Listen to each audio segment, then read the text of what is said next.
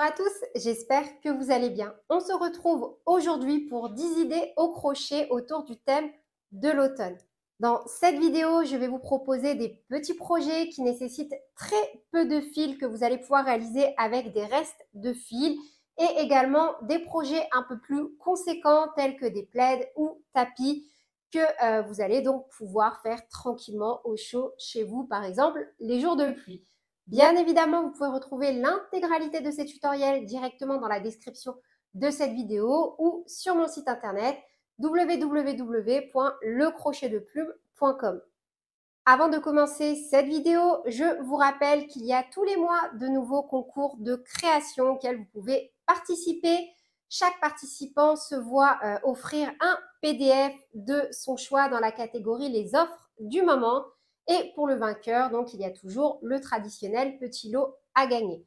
Également, n'hésitez pas à devenir membre de cette chaîne en souscrivant pour me soutenir et recevoir cette fois-ci le PDF de votre choix offert sur le site.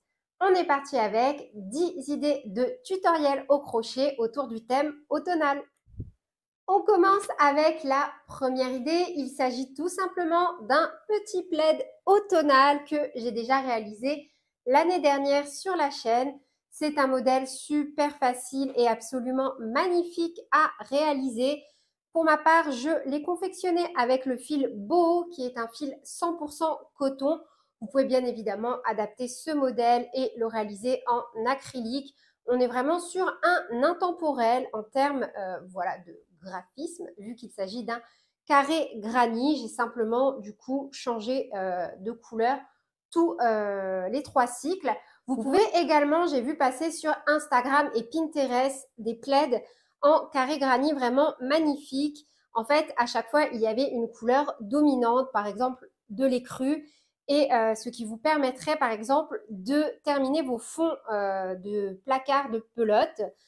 Par exemple, pourquoi pas acheter 4 pelotes de fil Elana couleur crème écru et venir du coup faire un rang en écru, un rang avec un reste de pelote, etc. en alternant et en mettant à chaque fois un rang sur 2 la couleur écru. Après, j'ai dit écru, mais bien évidemment, vous pouvez utiliser la couleur de votre choix. Je pense que ce type de tutoriel, je vais vraiment vous en proposer beaucoup plus à présent sur ma chaîne parce que même moi, je suis confrontée à voilà, des placards pleins de restes de pelote. Ça me fait vraiment mal au cœur de les voir stagner là, voilà, sans vraiment avoir de projet pour en faire quelque chose. Donc, n'hésitez pas à me dire en commentaire toutes vos idées. J'en ai déjà noté pas mal.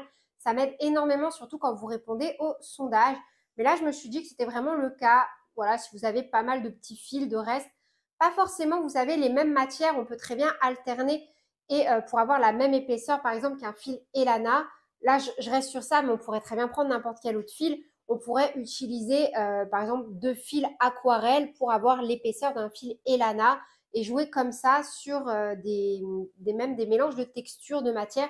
Je pense que ça peut être super sympa de mélanger les fibres. N'hésitez pas encore une fois à me dire en commentaire ce que vous en pensez. Pour l'idée numéro 2, je vous propose de réaliser des petits dessous de verre. Donc là, moi, je vous propose mon tutoriel où j'ai réalisé une feuille d'érable en tricoton. C'est typiquement le genre de tuto qui nécessite très peu de fils. Pour ma part, j'ai vraiment utilisé des restes de tricoton pour les réaliser. Bien évidemment, vous n'êtes pas obligé de faire des feuilles d'érable. Vous pouvez retrouver sur YouTube et sur Internet en général plein de tutoriels de dessous de verre. Je pense que voilà, vous allez forcément en trouver un qui peut vous intéresser. Le gros point positif de ce type de tutoriel, c'est surtout pour les personnes qui vendent. C'est vraiment des grosses économies en termes de matériel parce que voilà, encore une fois, vous allez utiliser vos restes de fil. Idem si vous souhaitez faire des cadeaux au moment de Noël. Moi, j'aime bien faire à chaque fois plein de petits cadeaux aux invités sur la table et proposer bah voilà, plein de petites créations. Ça peut être sympa. Et bien, idem, là, vous allez vraiment pouvoir vous faire plaisir en finissant vos fils et également faire plaisir en offrant des cadeaux sympas, pourquoi pas personnalisés. Si vous n'aimez pas le concept de la feuille d'érable, on pourrait très bien partir sur une base juste circulaire en faisant juste voilà, des ronds, des spirales, enfin travailler en spirale. Ça peut être super sympa et également, encore une fois, vous permettent d'utiliser vos restes de pelote. Si ça vous intéresse, je vous renvoie en même temps sur l'idée numéro 3 que nous allons aborder maintenant, comment réaliser un set de table. Pour l'idée numéro 3, je vous propose donc de réaliser des petits sets de table, des dessous de plats, toujours pour cette période ou même pour les fêtes de Noël. Dans ce tutoriel, je vous explique en pas à pas, en fait, tout simplement comment travailler en rond, mais à plat, sans avoir cet effet qui se resserre ou qui gondole. Donc finalement, vous pouvez utiliser ce tutoriel sur comment réaliser un set de table pour venir réaliser, je ne sais pas, un tapis, des dessous de verre, une boîte, un fond de boîte aussi tout simplement. J'ai vraiment donné un maximum de billes pour vous donner toutes les astuces nécessaires donc pour avoir un joli travail à plat. Idem, c'est le genre de tutoriel qui va vous demander peu de fils. Vous allez d'ailleurs pouvoir recycler vos fils. Moi, dans celui-ci, j'ai utilisé une base en jute, puis j'ai travaillé avec un autre fil, mais on aurait très bien pu imaginer, envisager de travailler avec que des restes de petites chutes de fil. Au début, je m'étais tâtée à utiliser plein de petites chutes de morceaux d'aquarelle qu'il me restait. Idée numéro 4, je vous propose de réaliser un petit cache-mug au crochet. Ça, pareil, pour moi, c'est vraiment le type de cadeau qu'on offre pour les fêtes. Super sympa. En plus, dans ce tutoriel, idem, je vous propose vraiment une technique pour faire les dimensions de votre choix, rajouter une bordure, faire avec des boutons ou sans boutons. Moi, sur mon modèle, j'ai opté pour une version sans boutons, mais dedans, je vous explique et je vous fais une petite démo au cas où vous préférez rajouter des petits boutons pour un aspect un peu plus cocooning.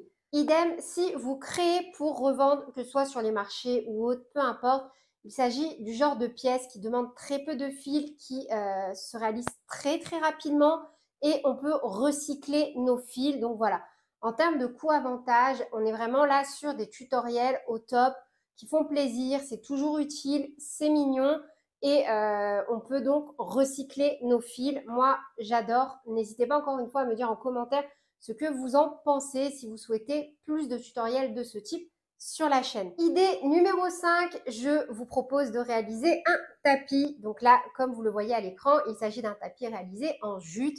Mais idem que pour le set de table, vous pouvez très bien réaliser ce modèle pour créer une nappe rectangulaire. Vous pouvez en fait utiliser n'importe quel fil et vous faire plaisir. D'ailleurs, au début, je m'étais même tâtée à réaliser une nappe pour offrir justement, mais c'est une idée qui me trotte dans la tête de refaire une nappe rectangulaire, sachant que ça m'a été quand même pas mal demandé. Là, on est de nouveau sur un tuto que je trouve de saison. Pareil, si vous réalisez un petit tapis, ce que je trouve vraiment super chouette, ça va être de mettre de la bombe anti-glisse. Pour ma part, c'est ce que j'ai fait pour ce modèle. Et vous allez pouvoir en mettre, même si vous souhaitez réaliser ce modèle avec de l'acrylique. Idem, je me suis dit que ça pourrait être sympa de le faire avec de la Naya ou un fil acrylique vraiment bien épais, bien cocooning. Voilà, c'est vraiment le type de tuto utile à la maison, donc on adore. Moi, vous le savez, je suis vraiment une grande adepte du crochet que l'on porte, que l'on utilise. J'aime créer des choses pour que ce soit utile parce que vu tout le temps et l'énergie que l'on met dedans, voilà, moi j'ai du mal à concevoir que derrière ça va pas faire un joli cadeau ou que moi je vais pas en avoir l'utilité à la maison. Idée numéro 6, je vous propose de réaliser une magnifique boîte en tricoton. Idem, dans cette vidéo, je vous donne vraiment toutes les billes nécessaires pour réaliser une boîte qui ne se resserre pas, qui ne gondole pas. Idem pour le couvercle.